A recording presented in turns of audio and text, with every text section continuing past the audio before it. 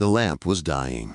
She could hear it in the soft sputter of oil burning low, feel it in the way the darkness pressed closer each minute. Her fingers were numb inside her gloves, but she kept them wrapped tight around the handle of her carpet bag, as if letting go would mean giving up entirely. The train was long gone.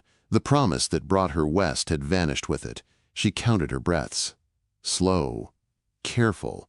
If the light went out, what would she do next? Snow whispered across the empty platform, brushing against her boots like something alive. The young woman stood alone beneath the depot awning, shoulders squared by habit more than strength. She had learned, early on, that standing straight sometimes fooled the world into thinking you were not breaking inside. The church bells rang somewhere in town, distant and bright, celebrating a Christmas that did not include her. Her name was Eleanor Marsh, and everything she owned sat inside one worn carpet bag at her feet. She glanced again down the road, though she already knew no one was coming. 4 hours she had waited. 4 hours watching shadows stretch and retreat, watching the lamp sink lower. The letter burned in her coat pocket, its edges soft from being touched too many times. 3 short lines, a changed mind, another woman, no apology that mattered. 3 weeks of travel, 3 lines of dismissal. The wind slipped through her coat seams, sharp and personal. Eleanor pressed her palm to the iron post, holding the lamp, feeling the cold bite her skin.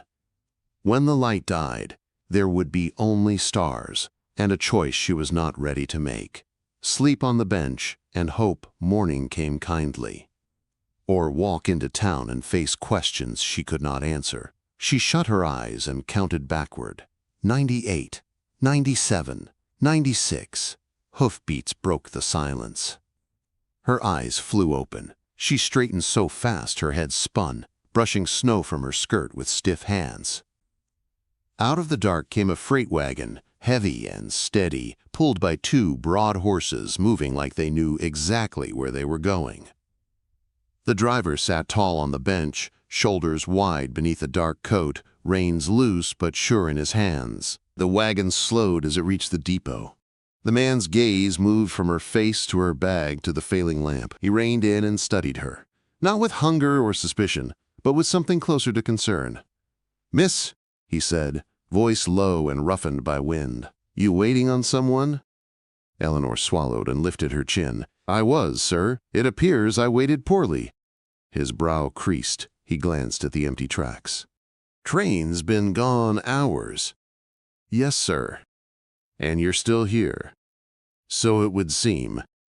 He climbed down from the wagon, boots hitting the packed snow with solid finality. Up close, he looked to be in his late 30s, face weathered but not hard, eyes the kind that notice things. His hands told the rest of the story. Calloused. Strong. A rancher's hands. "No one should spend Christmas night on a depot bench," he said simply. Eleanor's throat tightened. "I'm a stranger." "So was I once," he replied. "Didn't make me less cold." He gestured toward the wagon. "I've got a house nearby. Guest room's clean. Housekeeper's there full time. You'd be warm. Proper." Quote. She hesitated. The lamp flickered behind her, the flame shrinking to a thin, trembling line. The night seemed to hold its breath. "Why?" she asked, quiet but steady. The man held her gaze. "Because it's Christmas, and because I remember what it feels like when no one comes." He extended his hand. "Name's Jonah Hale." Eleanor looked once more at the lamp, then at the road. Then she placed her hand in his. "Eleanor Marsh," she said, "and I accept your kindness." He loaded her bag into the wagon bed with care, as if it mattered, as if she mattered. When he helped her up, the horses started forward, hooves crunching through fresh snow. Behind them, the depot lamp flickered one last time and went dark. The road ahead glowed faintly under falling snow. Somewhere beyond it, warmth waited. They rode in silence. Jonah did not press her for her story, and she did not offer it. Some mercies lived best without explanation. The horses breathed clouds into the night, steady and calm.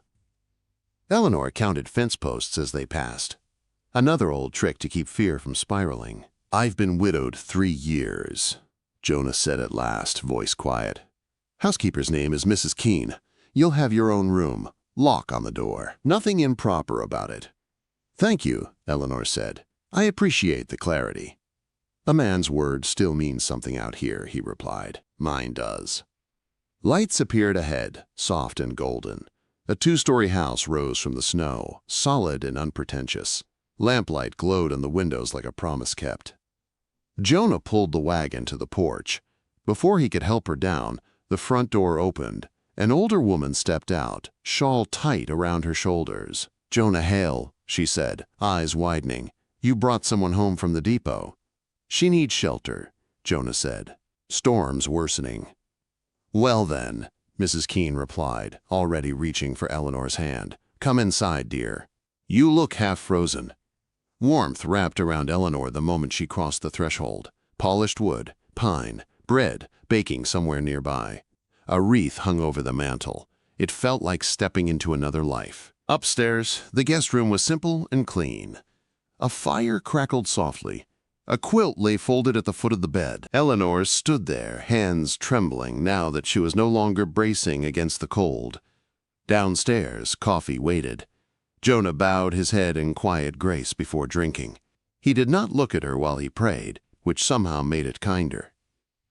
"You can stay until the road's clear," he said. "Then we'll see what's possible." Eleanor nodded, unable to speak for a moment. The coffee was strong and hot, honest, like the man across from her. Later, alone in the guest room, she finally let the tears come, silent. Shaking. Relief and fear tangled together until she could not tell them apart. She pulled the quilt around her shoulders and whispered into the quiet room, "Please, let this be real mercy." Sleep took her quickly. Outside, the snow fell harder.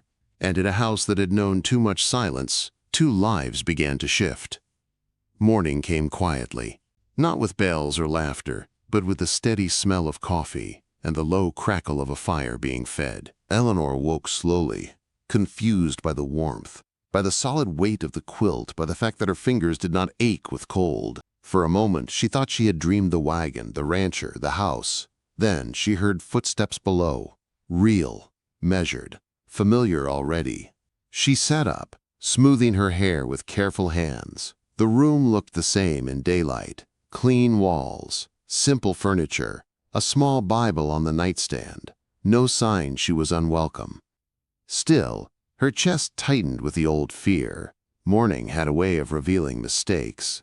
Eleanor dressed in her second dress, the better one. Navy blue, modest. She pinned her hair neatly and took a breath before opening the door. The stairs creaked beneath her feet as she descended. Voices drifted from the kitchen. "She can't go back out in this," Jonah was saying. "And she won't," Mrs. Keene replied firmly. "Not on my watch." Eleanor paused, heart thudding. She had not meant to eavesdrop, but the words rooted her in place. Warmth pressed against guilt inside her chest. Jonah looked up first and straightened immediately. "Good morning, Miss Marsh." "Good morning," she said softly. Coffee waited on the table. So did a plate. Eggs, biscuits, bacon, more food than she had seen at one sitting in weeks.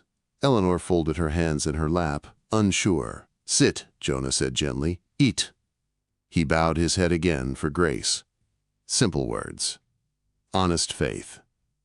When he finished, Mrs. Keene passed the biscuits without ceremony, as if Eleanor had always belonged at the table. "The storm settled in overnight," Jonah said. "Roads won't clear for days." "I won't impose," Eleanor said quickly. "I can find a boarding house once." "You're not imposing," Mrs. Keene cut in. "You're accepting hospitality. There's a difference." Jonah nodded. "You're welcome here until the weather breaks." Eleanor swallowed. "Thank you." Over breakfast, she shared only what was necessary. That she had come west to teach. That there had been a misunderstanding. That her position might still exist if the town would have her. She did not mention the letter, or the man who had written it. Jonah listened without interrupting. When she finished, he set his cup down carefully. "Storm decides the timing. We'll sort the rest later." After breakfast, Jonah went out to tend the livestock. Mrs. Keene showed Eleanor the house, moving at an unhurried pace. The library stopped her short. shelves from floor to ceiling. Poetry, theology, history, practical volumes worn with use. "He reads every night," Mrs. Keene said, pride softening her voice. His wife did too. They'd sit in here for hours. "How long has he been alone?" Eleanor asked. 3 years. Lost her in childbirth. Baby too. Mrs. Keene sighed. "House went quiet after that. Been praying it wouldn't stay that way forever." Eleanor said nothing. She felt like a trespasser in a sacred place. The front door opened suddenly, letting in a burst of cold.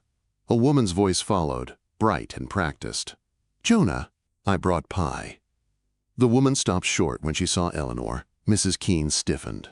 That would be Mrs. Caldwell. Mrs. Caldwell looked Eleanor over, eyes sharp and assessing. Sunday dress, careful smile. "Oh, I didn't realize you had company." Quote. Jonah appeared from the back hall, snow clinging to his coat. "Mrs. Caldwell, this is Miss Marsh. She was stranded at the depot." "Stranded," Mrs. Caldwell repeated, as if tasting the word. "Here?" "In my guest room," Jonah said evenly. "Mrs. Keene's here as always." "Well," she said lightly, "people do talk." "Let them," Jonah replied. Mrs. Caldwell flushed. She set the pie down harder than necessary. "I should go. Roads are bad." She left without another word. Silence followed. Eleanor's stomach knotted. "I should leave," she said. "I've compromised you." Jonah turned to her fully. "Do you have somewhere to go?" Quote. She did not answer. "Then you're staying," he said. "Town can talk." "I've heard worse." But Eleanor saw the tension in his shoulders. The cost had begun. That afternoon, she unpacked her bag completely. Hanging her spare dress felt like an admission. Through the window, she watched Jonah checking fence lines in the snow, moving with the steady weight of a man used to burdens. "I didn't mean to bring trouble," she whispered. The days that followed settled into an unexpected peace. Eleanor helped Mrs. Keene cook and clean, learned the rhythm of the house. Morning coffee before dawn, breakfast when Jonah came in from feeding, afternoons in the library while the storm held the world away. She reorganized the shelves without thinking, restoring an order that had slipped into quiet chaos. Jonah found her on a ladder one evening and steadied it without comment. "You don't have to do that," he said. "I want to be useful." "You are," he replied. "You make good coffee." Evenings became reading hours. Jonah read poetry aloud in a rough voice, softened by care. Eleanor recited verses she had not spoken in years. They sat closer than necessary. Mrs. Keene noticed. She smiled and said nothing. One night, Eleanor heard voices carry through the floorboards. "She's good for you," Mrs. Keene said. "Don't start," Jonah replied. "You laugh again." Silence. "Sunday's coming," Jonah said finally. "Church." Eleanor's chest tightened. She understood without explanation. Sunday would bring eyes. Questions. Judgment. She lay awake that night, staring at the ceiling. Warmth had found her. Safety, too. But safety never lasted without a price. Outside, the storm pressed against the house. Inside, something fragile had begun to grow. And Sunday was waiting. Sunday arrived like a reckoning. The snow had stopped overnight, leaving the world buried beneath a clean, merciless white. Eleanor stood in her room before dawn, smoothing the front of her navy dress again and again, though there was nothing left to smooth. Her hands would not be still. She could hear Jonah moving downstairs, the quiet clink of a coffee cup, the scrape of a chair. Church bells rang across the prairie. Clear, unavoidable. She descended the stairs slowly.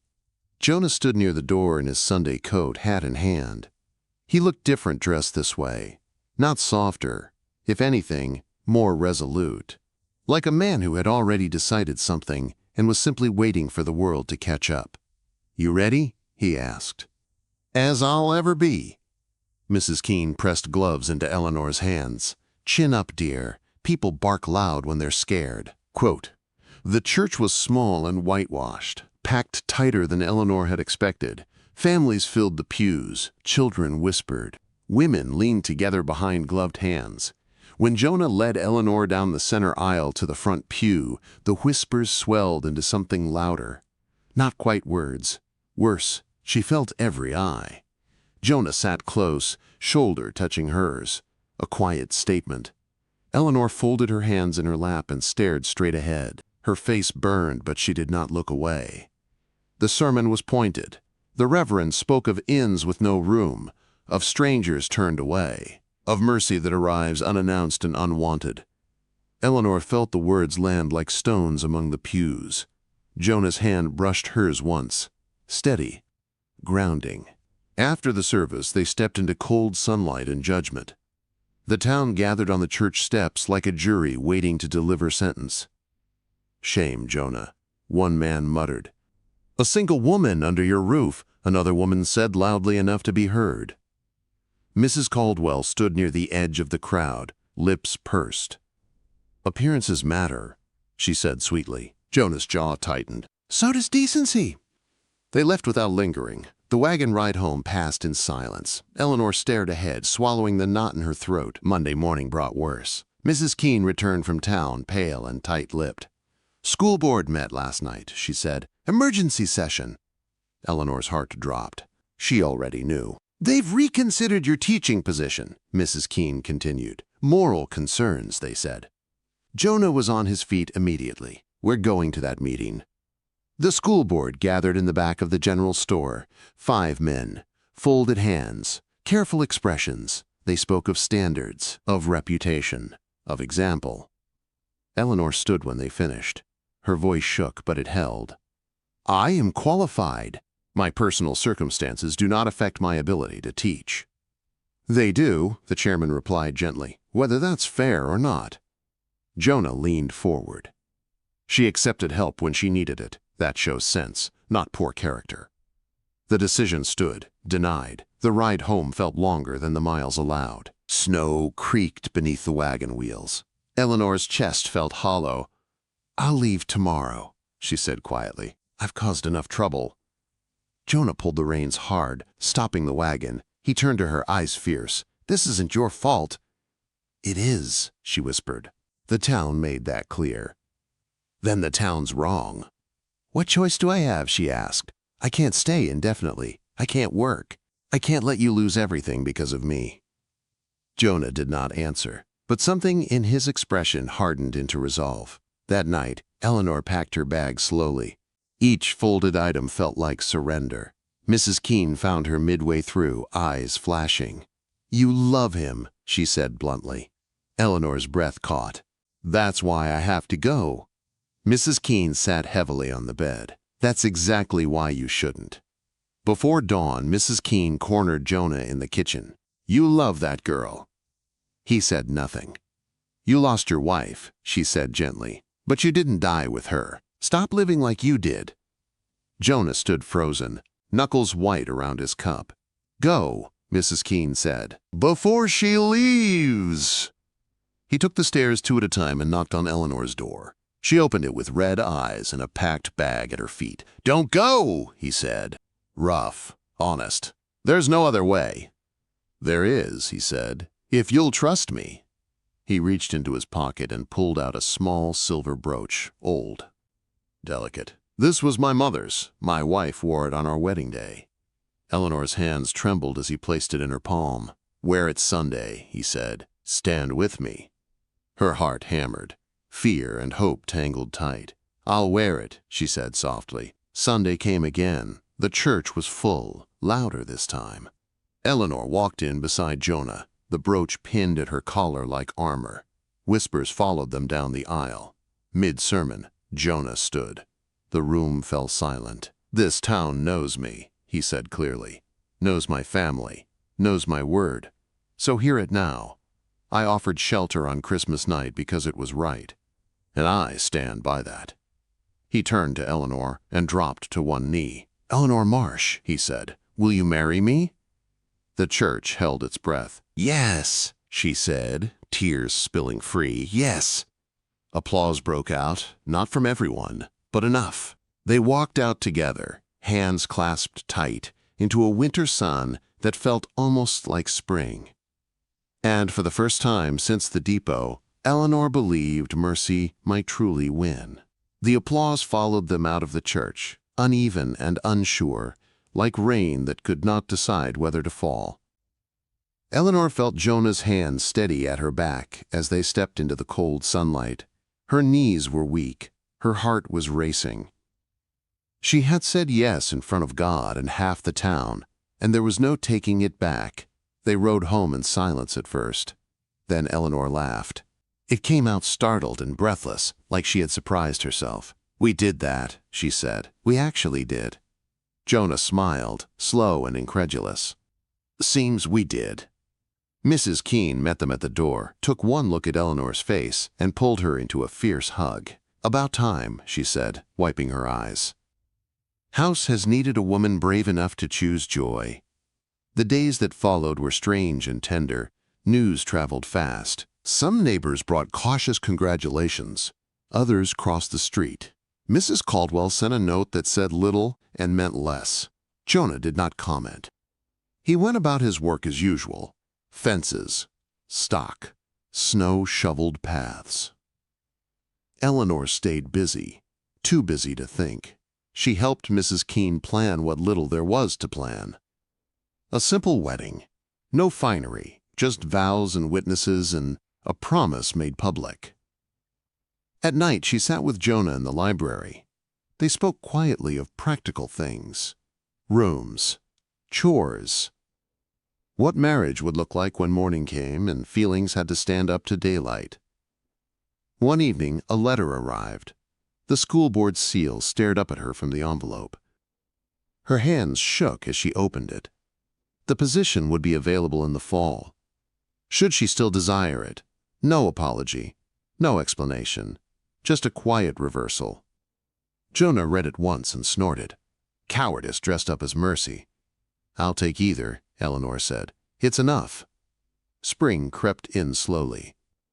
Snow melted in narrow lines along the fence posts. The air softened. Eleanor began teaching small lessons in the library to children from nearby ranches. Reading, numbers. The children listened with wide eyes.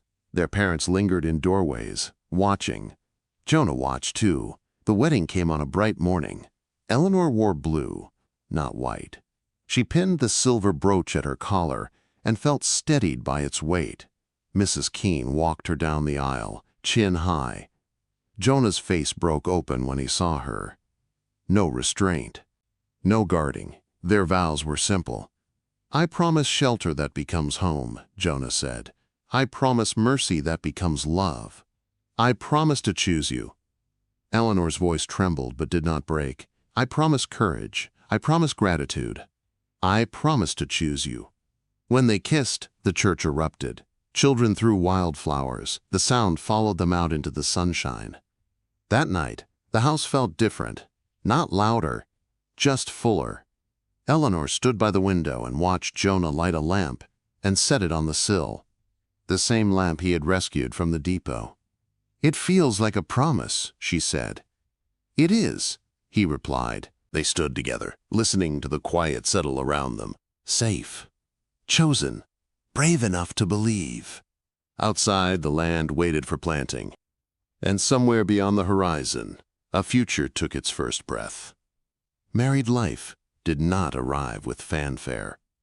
It arrived with morning light and the smell of coffee, with boots by the door and a quiet understanding about who rose first to tend the fire. Eleanor learned quickly that love, real love, showed itself in small habits. Jonah set her mug closer to the stove so it stayed warm. She mended his gloves without being asked. Neither mentioned it. They simply noticed. The town watched. At first, it was careful watching, curious, suspicious. People waited to see if scandal would bloom where vows had been spoken. But scandal never came.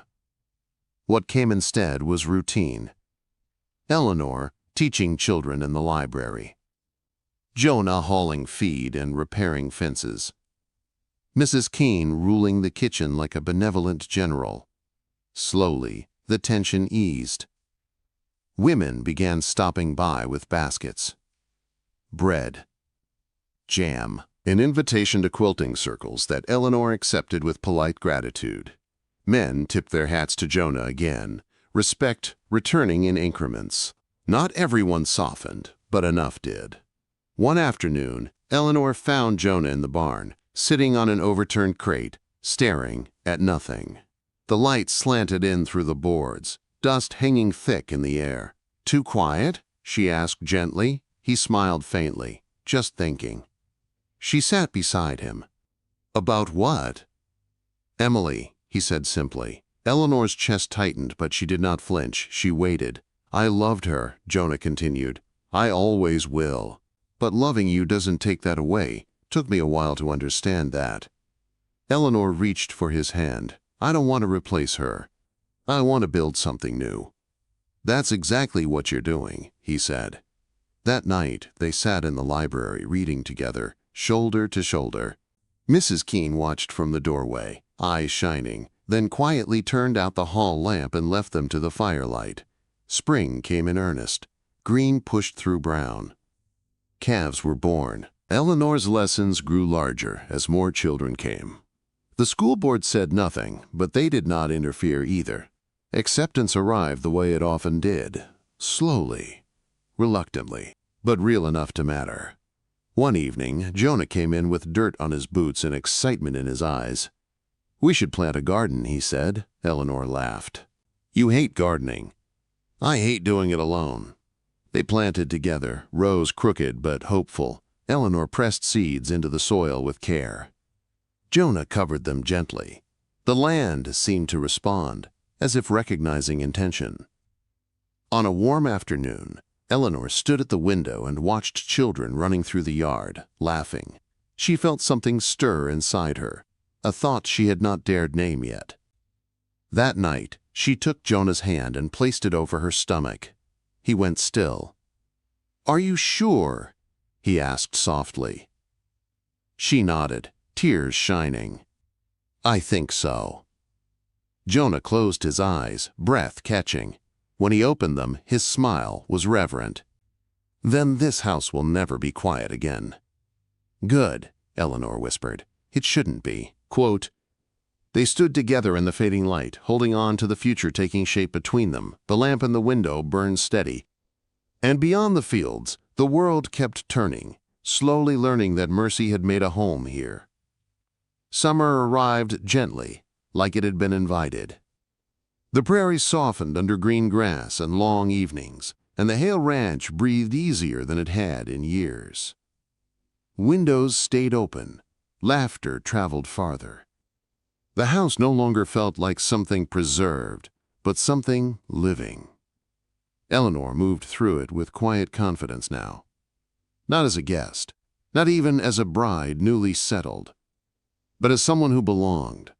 She taught lessons in the library most mornings, children seated cross-legged on the floor, their voices rising and falling as they read aloud.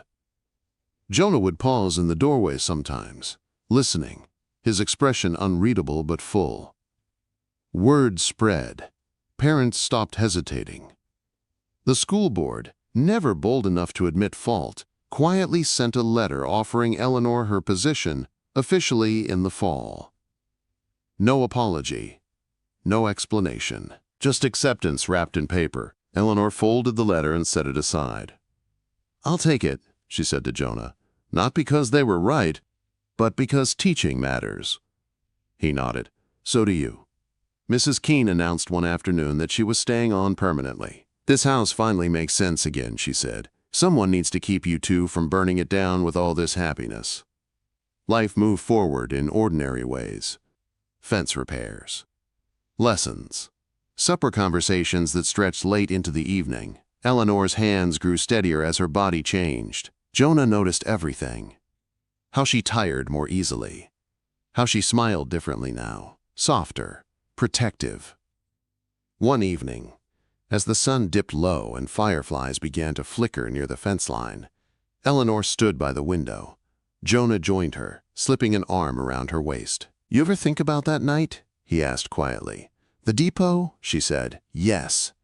She nodded. "Sometimes. Mostly to remind myself how far mercy can travel." He kissed her temple. "You saved me as much as I saved you." "No," she said gently. "We chose each other." The baby came early one autumn morning, the house filled with urgency and prayer, and Mrs. Keene's commanding voice. When it was over, Jonah sat beside the bed, tears streaking freely down his face as he held his daughter for the first time. Emily Rose Hale. A bridge between what was lost and what was found. Eleanor watched him, heart full to breaking. "She'll know mercy," she said. "We'll teach her." "She'll never doubt she belongs," Jonah promised. Years passed the way years do, marked by seasons, by children growing, by gardens planted and harvested. The lamp from the depot stayed in the window, lit every winter night, a quiet beacon, a reminder. Sometimes travelers stopped, sometimes help was needed, and help was given, without questions, because mercy had once arrived here on Christmas night. And it had stayed. If you felt this tale in your heart, don't forget to like, share, and subscribe to Archives of the Wild West, where every story rides through the dust, the danger, and the kind of love that never dies. See you in the next tale, partner.